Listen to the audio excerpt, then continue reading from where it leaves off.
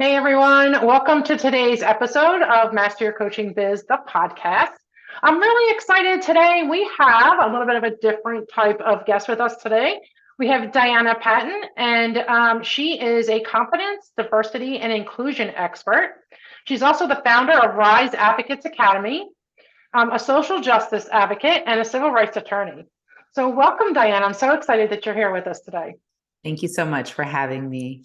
Yeah. So tell us a little bit about your journey. You have quite a few roles here. Yeah. Those are titles, right? They all roll up into the same thing. Helping women become confident really is the end of the thing, beginning and end of it all, really, because I am that woman who has always wanted to have someone like me in their corner, really seeing them, valuing them, appreciating them for who they are as an individual and every single thing that we bring to the table. I came up through the corporate world, and as a person straight out of college, I'm a former track runner. So in college, I've always had this mindset of competition and really being the best, but really not being set up that way, coming from a family that was pretty abusive. It was really challenging growing up. I had a white dad, a black mom, and in the late 70s. I think your listeners could probably say, if they're about my age, post 50, they can go, well, that had to have been a rough time. I would say yes. And so and I'm being number 6 of 7, your coaches probably ask those questions about like, where were you in your childhood, right? So I'm number 6 of 7. So I spent a lot of time observing with 5 older sisters, and it had played well for me because by the time I got to college, I was really the type of person who watched a lot of things. But what I did know was I wanted someone like me always, right? I've always was searching for someone like me because I always felt deep inside of myself that I was somebody. I deserve to be seen. I deserve to be heard. I deserve to be valued. And I've always carried that with me. But now we have language that we can wrap around that, like inclusion, like equity, like social justice, like attorney. So for me, those titles are just titles. They're the embodiment of who I am and how I walk this earth. And so I get the pleasure and the honor to help women do that through my academy. But then I also show up quite boldly with organizations with my own methodology on how we can be inclusive and equitable. Yeah, I love that. I really do love that. And I love that, sometimes coaches, especially new coaches, don't feel like they have a voice, don't feel confident, right? There's that imposter syndrome. They don't feel confident in putting their voice out there, even if they feel like they have one. So I think that's really important is that, we talk about advocacy as coaches that help other coaches like myself. We definitely try to advocate for them and have them self-advocate, but we don't use this language or this framework that I'm kind of sensing from you. And we don't talk about like the background, like you said, I'm plus 50, and definitely can relate to that there were struggles then that are not here now, or at least not as obvious now. And so, so I love they're that. here. Yeah. They're here. Yeah, well, I would say a lot of people who deal with their past, that deal with their childhood, because studies in neuroscience and all the studies that have a lot to do with trauma, right? We now know most of us are operating out of our first 7 years of life, first 8 years of life, right? That's just something that was neatly held within the psychological kind of studies. But we all, like, if you study the mind and study the thoughts and study the way that we approach our work, the way that we approach our families, the way we approach our own connection with ourselves, most of us are disconnected with our own selves. So it's hard for us to show up boldly and confidently because we don't even know ourselves. And we're spending so much time relying upon the affirmation of others that we can't really be confident. So we think we're imposters because we don't have a good relationship with ourselves. That's where I think the imposter syndrome, the lack of confidence comes from. And we don't keep the commitments that we make to our own selves. How do we expect other people to make commitments to us? Right. So I Yeah. think it's just, it lines up that way. And so as a result, people really feel disjointed in life. Yeah. Yeah, absolutely. Um, so what would you say, just kind of going back to the imposter syndrome, I like how you frame that. So what would you say to a coach that or a consultant who came to you and said, you know what, I'm not feeling like I belong here. I'm not feeling like I should be here. Mhm. And then you Yeah. just see that there's not that confidence and that they kind of have that imposter syndrome. Well, the one thing that I believe is at the root, because everything is at the root, right? I think a lot of people, I just am a big advocate for a therapy. There is a difference between coaching, business coaching, personal life development coaching, Mhm. and therapy as it relates Absolutely. to trauma. So I'm an advocate of what is at the root and how was your childhood. So sometimes I wouldn't ask this right away, but I think the first thing out and out I would ask, like, who are you behind the scenes? Like, how do you show up to your in your life? Because see, I believe how you do everything is how you do everything. So how do you show up in your personal life? How do you show up for yourself? Do you follow through on the commitments you make to yourself? And then the other key question is, are you the same person? I mean, how wide is the person you are behind the scenes to the person you are in front of other people? Because some people are two totally different people, Yeah. right? They got this, oh, I'm my business side and my personal side and the side. I'm like, you got to close that gap, baby girl. I talk to women all the time. I'm like, listen, we got to close the gap of our identity. Now, I am not the author of that. Dr. Joe Dispenza, who wrote the book, Breaking the Habit of Being Yourself, How to Lose Your Mind and Gain a New One, he talked about that identity gap, that we have an identity gap. I believe at the root of that identity gap is why we are unable to show up with confidence, with this who I should be, where I should be. I don't know if I'm right or wrong. If this person likes me, doesn't like me, and all the things that go on in our head, Yeah. right? So we have these narratives that we have in our head, and at the root of that large identity gap is shame, right? Guilt, unforgiveness, a lot of the blaming that we have for our circumstances. And so I really feel we have to deal with that. And your coaches likely know Brene Brown, right? We thankfully, because of her research, we've learned the connection between vulnerability and shame, the ability to own your story. All of those are wrapped up into one's ability to know where they should be and having meaning in their life, right? Yeah. It's a huge difference. Yeah. So what is the difference between kind of being committed to that, like having Yeah. yeah, I think a lot of people have interests. And what I mean by that is that interests me. And they'll say things like, I really want to do that. But what they're holding is an interest, meaning like, I'll do it when I want.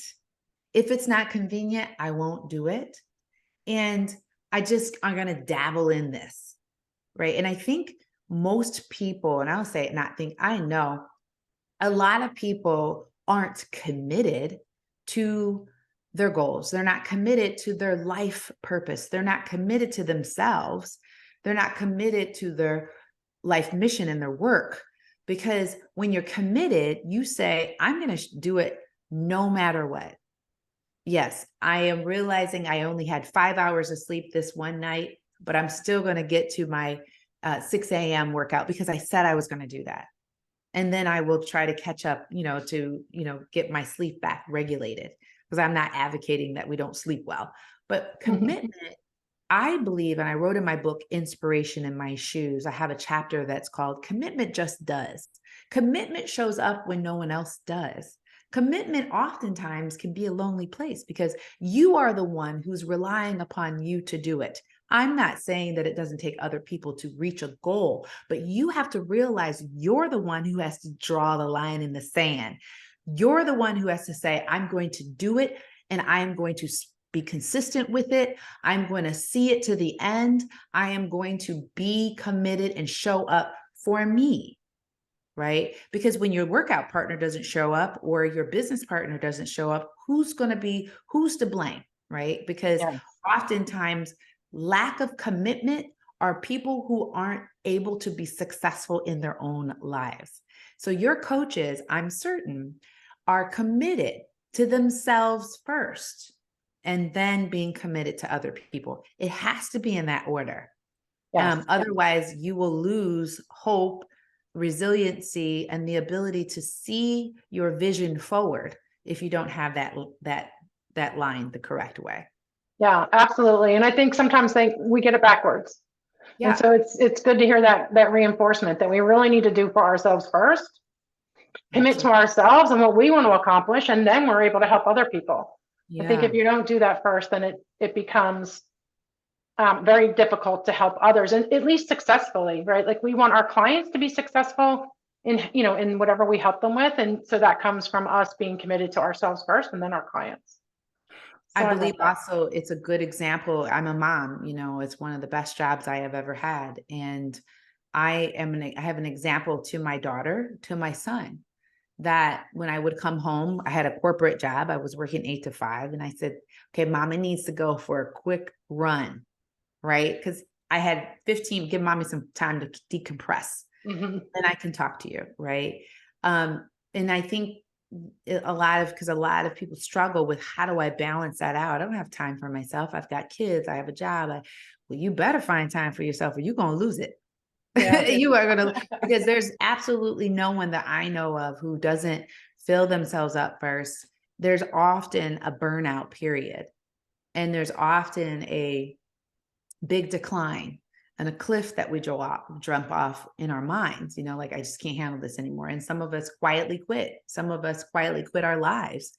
That's an actual terminology in the workplace, is people quietly quitting. They just say, whatever, I'm just going to show up, Yeah. and that's not real living. And that's actually something that I was just reading about that on LinkedIn, actually, that actually has grown, the quietly quitting Yes, it um, has. since COVID. So yeah, Mhm. that's interesting. Yeah. Um, so tell me, what does that commitment for yourself? You give us a couple examples as a mom. What other ways um, can you give us as examples that you're committed to yourself? What does that look like? I am committed, well, to myself. I'm committed to my own physical health. I am making certain that I eat well, that I have my workouts every morning. I'm committed to my spiritual health because it's my number one value.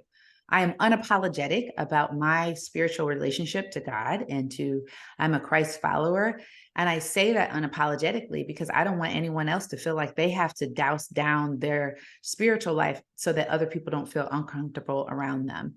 And I am committed to my relationships, to my relationship to me first, and my affirmations and my mission and my purpose, and to my morning routine, as I am committed to my relationships. I've been with the same man for 25 years. I have a contract with this man, and sometimes he gets on my last nerve, but you know what? And I get on his. Yeah, But what I am doing is I'm committed to him. I'm committed to working it out. I'm committed to seeing myself in this relationship. I am committed to that. I am committed to my financial goals. I want to accumulate wealth, and I am unapologetic about that. So therefore, I got to make certain that as an entrepreneur, I got my sales right. I got to make certain my expenses are low. I can't be doing everything. So commitment is to my wealth, to my finances, to my relationships, to my family, but most importantly, to myself. So therefore, I can be the most bold, confident woman because I'm not looking for people's affirmation of me, except for the ones in my small circle, yeah, right? Because otherwise, someone look at me crazy and I'm at a speaking engagement, I might clam up. But I know people gonna look at me crazy because guess what? I am crazy and I love it. I love being crazy. I love being myself. I love every single aspect of me. I love, and that's something that we have got to grow into, love of yourself. It's not conceited. For them, it's like, well, I don't want to love myself because I don't want people to think I'm fill in the blank. Well, most people that are narcissistic or thinking of it, they don't think like that. They just go ahead Right. and do it, right? So if you're thinking that, don't worry, you're not that. I Right. love that. Um, that's important. And then I think that makes us, uh, it makes us bold, right? It makes us be Yeah. able to be able to go out there and not worry about what other people are thinking and doing what we want to do, but also, of course, taking into consideration what's going to help others. But um, I talk a lot about being bold as a coach. I think it's really important, and I love that we can grow that confidence and we can really make that commitment to ourselves in order to help us be bold. Yes, absolutely. And I'm a big advocate of serving and mentoring. So when I'm out serving, because again, I started this conversation was because I am want to be the adult version of what I wanted when I was young. Mhm. So for me, keeping at the center of myself is young girl Diana. Young girl Diana did not have a bold, confident, self-aware, emotionally intelligent, spiritually filled, completely excited about life, joyful, meaningful, purposeful Diana. There was no, like, I need to make certain that that person is a reflection of who I wanted, but then giving it back and not depending upon a young girl to satisfy something that I wanted for me to like live up to these expectations, but to be that person, be the embodiment of that person and give it away freely, no expectation in return. Right. Yeah. And I Mhm. think that's what real service and what real mentoring is. And that's actually a part of my academy. That's module 8, a part of my academy. I talk about that a lot. Awesome. And I like how you're speaking up for yourself in everything that you've said so far. So I love that. And again, I think it's something that sometimes we don't do as coaches. So what exactly does learning how to speak to yourself mean? Well, first of all, you have to know what you're speaking to yourself, right? I think a lot of people haven't spent time understanding what narratives are looping in the subconscious part of your mind, right? It's important for us to know the conversations we have with ourselves.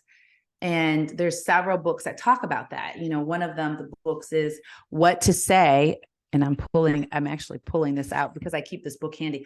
What to Say When You Talk to Yourself by Shad Helmstetter. That's a great book. It's an oldie but goodie, but it really helps you understand, like, well, what am I saying to myself? So you have to start to identify. And Emotional Intelligence, book by Travis Bradberry and Jean Graves, talks about self-awareness, right? That's the first quadrant of becoming emotionally intelligent. You can't be in good relationship with people if you're not self-aware of yourself, right? You got to understand your triggers. You got to understand what is at the base of who you are and why do you show up like that? It's Simon Sinek, start with why. Why do I do that? So I really feel often we've got to ask those questions of ourselves. Then, because we get to create the life that we want, we get to define a new set of narratives, right? And these new set of narratives get to be what we say to ourselves. Yeah, amazing. Can you just mention the two books again?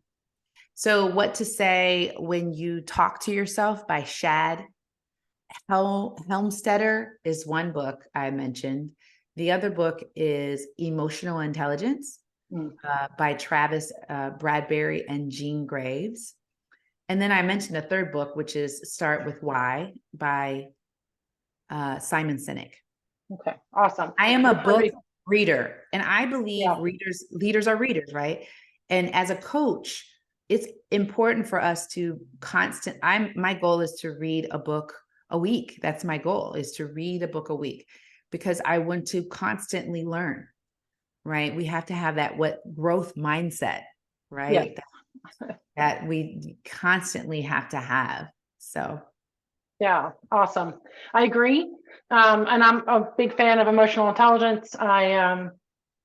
As soon as I heard about emotional intelligence, I went out, got a certification, learned everything I could about it, and now teach it to other people. That's awesome. So yeah, I'm a big proponent of really finding out where you are with emotional intelligence and growing it as much as you can. And reading is, like you said, a really important way to learn more about ourselves and to grow just individually. Yeah. Um, so one of the things that that you mentioned before we went on here is your daily routine.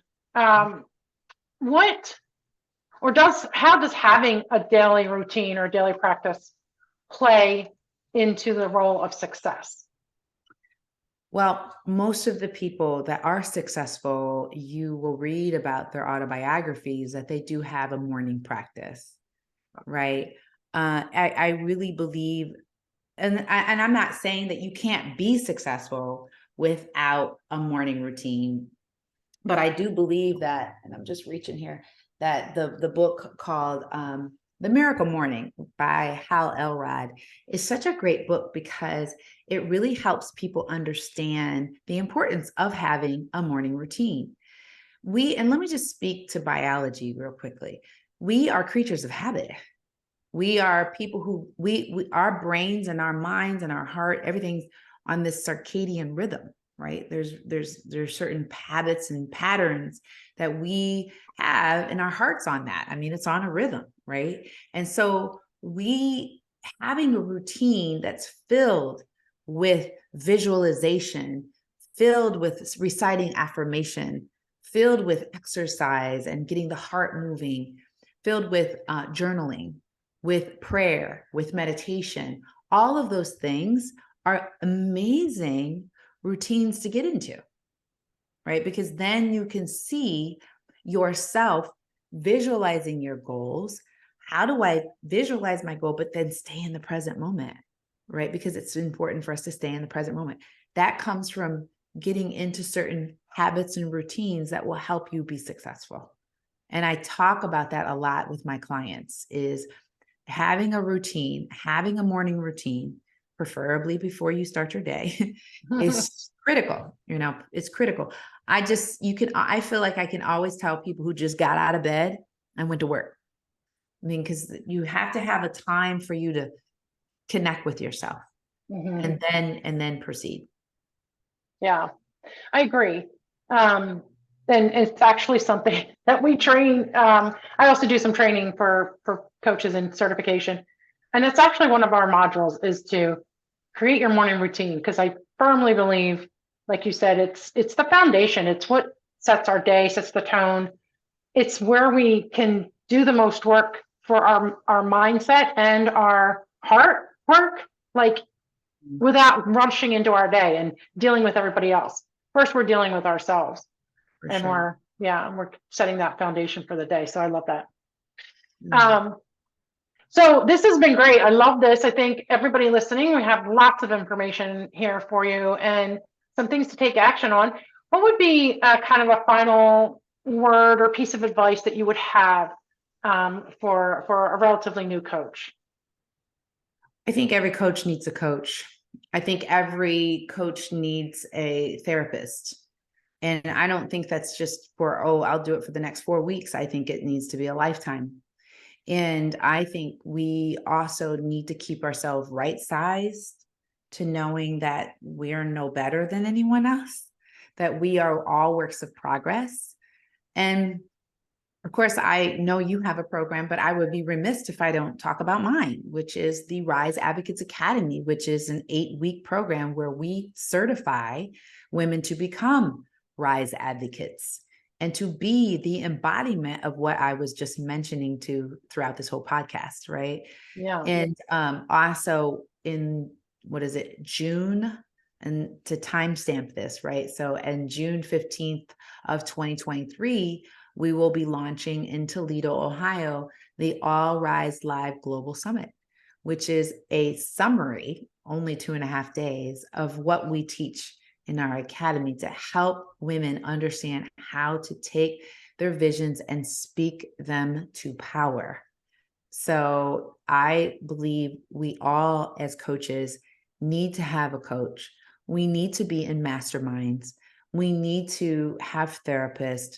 Being a former Division I college athlete, I know the importance of coaching and have not stopped. I've always had a coach. I always have, well, now I have a therapist. I'm wiser now, and I realize therapy is important. That's what I would say. Yeah, awesome. And I love that. That's perfect. And the website, your website that people can go to see a little bit more about that program. Yeah, it's Rise, RISE, advocates.com. Very simple, riseadvocates.com. And our next course, if you go there right now, it'll say, I just realized it'll say January the 4th, we're launching. We're currently in a cohort right now. And our next cohort begins in March. We're putting a waiting list up, and you'll be able to join that waiting list. And our classes fill fast. Mm-hmm. So I want to encourage folks, by the time that this podcast is live, folks will be able to sign up real quickly. And I don't know, the window won't close until the first week of March. Okay, awesome. All right, so all this will be in our show notes, obviously, the links. And then also for those that are listening after our release of this episode, I'm assuming that they'll be able to go there and they'll see kind of information of when to the next one is, or if they should need to get onto a waiting list. So I definitely encourage you to check out Diana's website and her program. And again, we'll have the link and also ways that you can contact Diana in our show notes. Thank you so much, Diana, for joining us today. I've really had a great time and definitely learned so much. And thank you so much for joining us. Thank you so much for having me. All right. See you guys later. Bye-bye.